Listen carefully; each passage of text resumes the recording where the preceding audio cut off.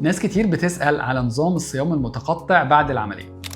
خلينا نتفق إنه نظام الصيام المتقطع في المجمل هو نظام كويس جدا وصحي وأغلب دكاترة التغذية بتحبه.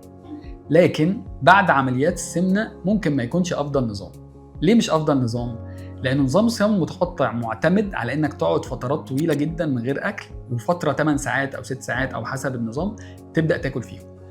احنا هنا في عمليات السمنه مش عايزين الكالوريز بتاعتك اصلا بعد العمليه قليله، فانت بتاكل كل 3 ساعات او 4 عشان تحقق كالوريز معينه تساعدك في الحرق.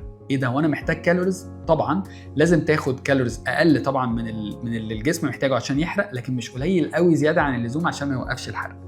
وبالتالي نظام الصيام المتقطع ممكن يكون نظام كويس جدا في مقاومه الانسولين، ممكن يكون نظام في تكيسات المبايض، دكاتره التغذيه ساعات بيوصوا بيه بس في حالات سيلكتيف جدا بعد عمليات السمنه، لكن ان كل الناس تتبعه مش افضل نظام بعد عمليات السمنه.